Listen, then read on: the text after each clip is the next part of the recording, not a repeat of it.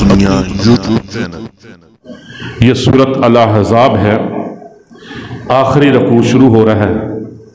اس کے اندر اللہ تعالیٰ نے فرمایا ہے یوم تقلب وجوہ فی النار، اس دن جس دن جہنم کے اندر لوگوں کے چہرے الٹ پلٹ کیے جائیں گے، الٹ پلٹ کیے جائیں گے، تو وہ جہنمی لوگ کیا کہیں گے؟ یقولون، وہ کہیں گے یا لیتنا، کاش کہ ہم اطعنا اللہ و اطعنا الرسول، کاش کہ ہم اللہ کی اطاعت کر لیتے اور اللہ کے رسول کی اطاعت کر لیتے۔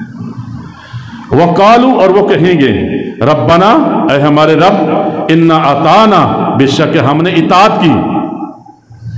اطاعت کس کی؟ سعادتنا و کبراءنا۔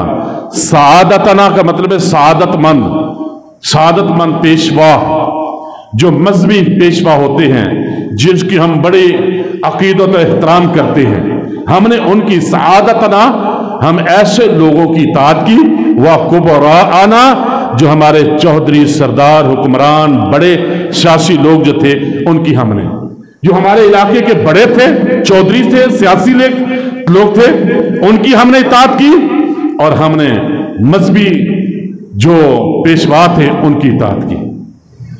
ربنا انا اطعنا سعادتنا وکبراءنا فاضلونا السبیل، انہوں نے ہمیں جنت والے راستے سے، تیرے راستے سے ہٹا دیا ہے۔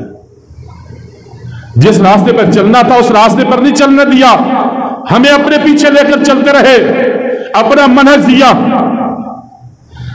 ربنا، اے ہمارے رب، آتہم ضعفین، ان کو ڈبل عذاب دے، ان کو آتہم ضعفین، ڈبل عذاب دے، من العذاب، عذاب میں سے دگنا عذاب دے، وَلْعَنَهُمْ لَعْنًا کبیرہ، اور یہ ان کے اوپر بہت بڑی لعنت ہو، ان کے اوپر۔ یہ اللہ کا قرآن ہے، میں اپنی بات نہیں کر رہا۔ تو بھائیو، آج بڑے بڑے لوگوں نے فتوے دیے ہوئے ہیں، وہ جو سود اللہ نے حرام قرار دیا ہے نا، اس سود کے فتوے دیے ہوئے ہیں۔ یہ جو قسطوں کے اوپر ہم چیزیں خریدتے ہیں نا، جو مارکیٹ کے اندر دو ریٹ ہوتے ہیں ایک چیز کے، ایک ہوتا ہے نقد کا ریٹ، ایک ہوتا ہے قسطوں والا ریٹ۔ جو نقد والا ریٹ ہے، اگر اس ریٹ کے اندر قسطوں کے اندر مل جائے چیز تو وہ ٹھیک ہے معاملہ۔ اگر نقد کا ریٹ 10 روپے ہے، قسطوں کے اندر 15 روپے ہے، یہ جو اوپر والا 15 روپے ہے نا، یہ لینے والا بھی گناہ گار ہے اور دینے والا بھی گناہ گار ہے۔ اگر 10 روپے کو قسطوں کے اندر کر لیں، یہ نہیں کہ قسطوں کو میں حرام کر رہا ہوں، لیکن قسطوں کے اندر جو اضافہ پرافٹ لیا جاتا ہے وہ غلط ہے، اس کو سود کہتے ہیں۔ احل اللہ البیع وحرم الربا، خرید و فروخت تجارت حلال ہے، لیکن سود کو اللہ نے حرام کیا ہے۔ سود اللہ اور اس کے رسول کے ساتھ جنگ ہے۔ آج ہمارے معاشرے کے اندر، آج کھاد ہم نے لینی ہو تو سود پر ملتی ہے، موٹر سائیکل لینا ہو تو سود پر ملتی ہے، موبائل فون لینا ہو تو سود پر ملتے ہیں، یہاں تک کہ بچیوں کے جہیز لینا ہو تو سود پر آج بڑے لوگوں نے کاروبار بنا رکھے ہیں۔ ہر کام ہم بینکوں سے قرضے اٹھا کے ٹریکٹریں سود پر لینا۔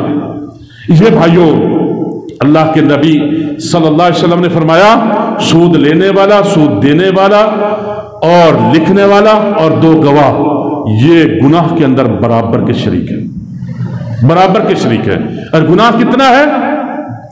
آپ گناہ کے نا، سود کے نا، سود کے گناہ کے 70 درجے ہیں، سب سے بڑا، پھر چھوٹا، پھر چھوٹا، پھر چھوٹا، سب سے آخری جو چھوٹا ہے نا، یہ سود کا گناہ اتنا ہے جیسے بیٹا اپنی ماں سے نکاح کرے،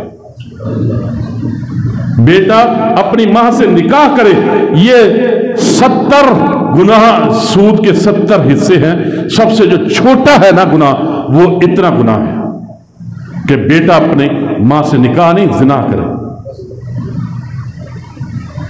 ایک حدیث میں ہے کہ جو 1 درم سود کا کھا لیتا ہے نا، وہ ایسے جیسے 36 مرتبہ اس نے زنا کیا۔ اتنا بڑا گناہ ہے، اللہ اور اس کے رسول کے ساتھ جنگ ہے، گناہ بہت بڑا ہے۔ اور جس گھر کے اندر سود آ جاتا ہے نا، بے حیائی، فحاشی اس گھر میں ہوتی ہے۔ अल्लाह की बरकतें उस घर में से उठ जाती हैं। खरीदो फरोख्त के अंदर बरकत है और सूद के अंदर बरकत नहीं है। ये किस्तें भरते रहते हैं, इस सूद से बच जाओ। फिर हम हीले बहाने ढूंढते हैं, अच्छा जी तुम तो बड़े सख्त हो जी, वो फलां मौलवी ने तो कहा कि कोई हर्ज नहीं है जी। मैं यही पहले इसलिए कुरान की आयत पढ़कर, मैं नहीं कहता, ठीक है ना जी, बड़े लोगों ने फतवे भी दिए हुए हैं, बड़ी बड़ी कंपनी वालों को, बैंकों वालों को फतवे पड़े उनके पास, कर्जे दे रहे सूद के ऊपर। तो इसलिए पहले मैंने कुरान की आयत पढ़ी है। जो मजहबी पेशवाओं के पीछे चलते हैं, अल्लाह और उसके रसूल के रास्ते को, सुन्नत को छोड़ देते हैं और उनकी बात को मानते हैं, या सियासी लोगों के पीछे चलते हैं, वडेरों के पीछे चलते हैं और उनके कहने पर नमाज नहीं पढ़ते। तो इसलिए भाइयों, जो काम करना है अल्लाह और उसके रसूल की इताअत के अंदर करना है, वो कामयाब हो जाए। Thanks for watching. Please subscribe my YouTube channel अपनी दुनिया। Thank you.